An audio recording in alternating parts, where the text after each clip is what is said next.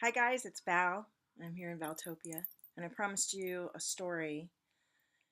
It's a story about fear of what's coming next and how you can look back later and remember, wow, I was so afraid. I can't believe I was so afraid to do that.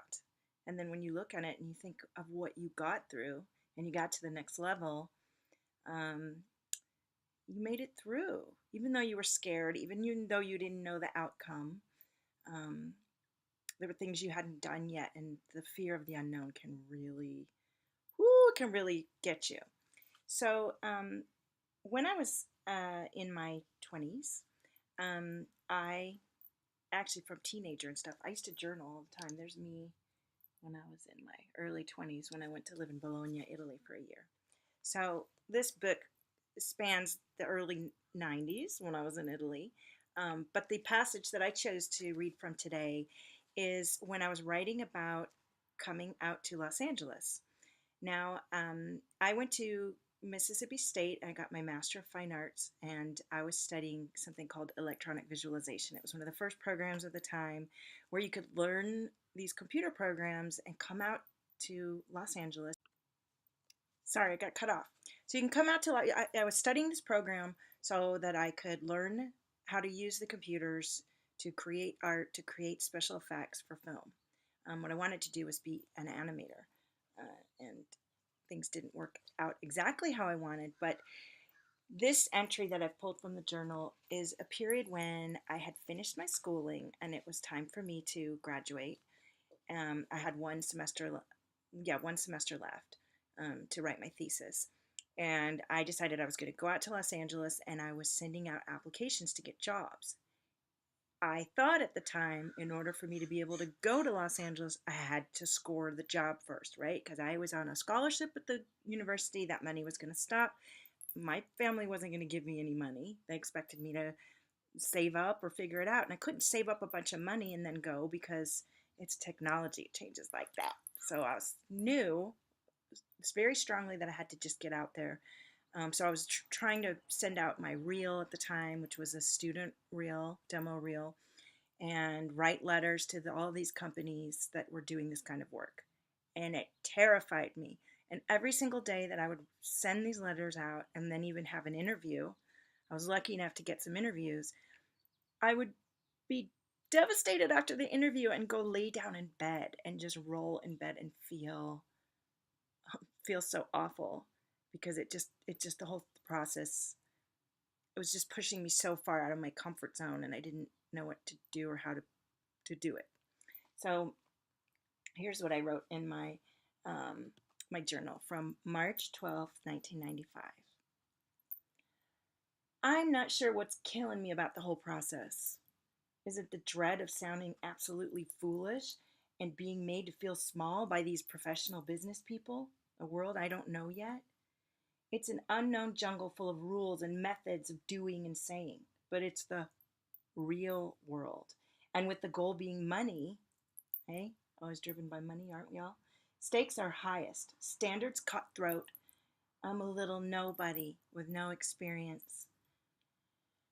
Calling, wanting to play with the big boys, and they're going to say no. So why should I call anyway? They won't even know about me, and I'll stay intact.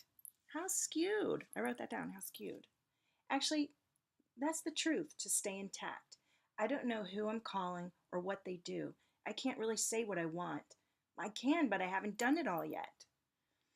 If I go off to one of these jobs, will I be sitting there pumping out tedious mediocrity, even further away from my dream, my absolute necessity for art and life expression? I still want to go to the city surrounded by busy friends involved in fun and creativity, charged by the sheer energy of the intense buzz of the city. I want it and I can't forget. So much so, I've practically convinced myself I must move up to New York City within a month or so. I must get up there quickly and be in it. I feel as if I've become complacent.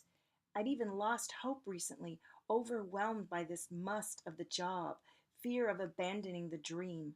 I'd frequently be driving and I think, why not just drive off the road and just go ahead and go there?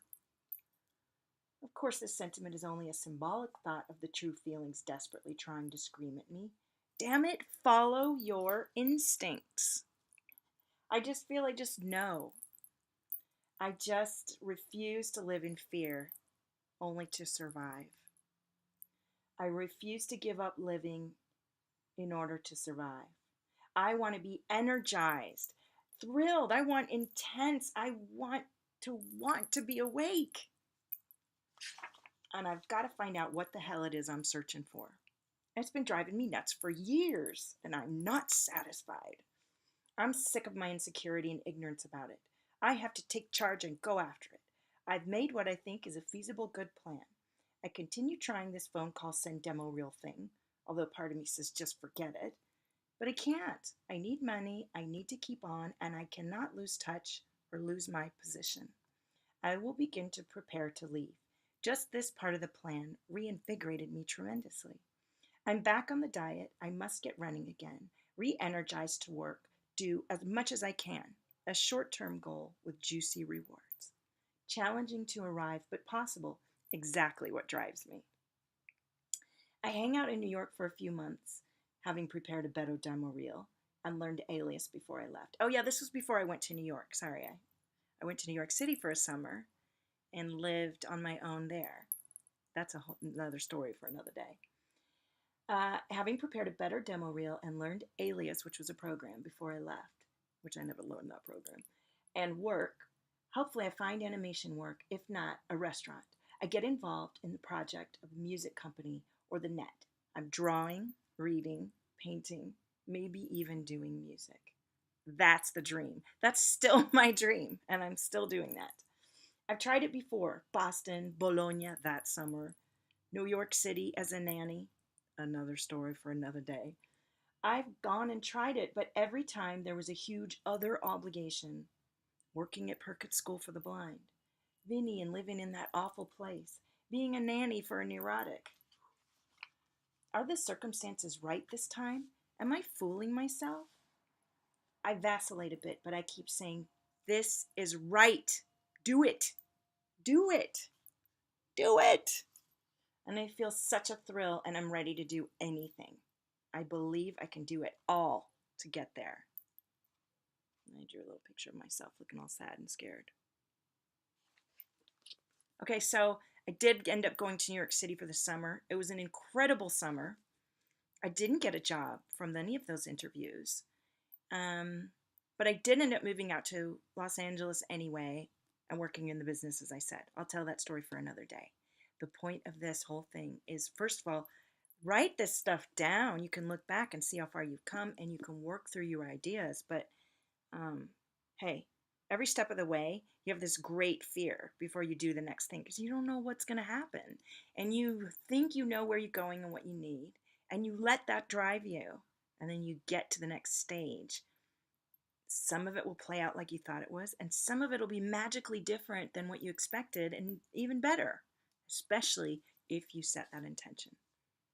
So that is today's Valtopia journey message. I love you guys.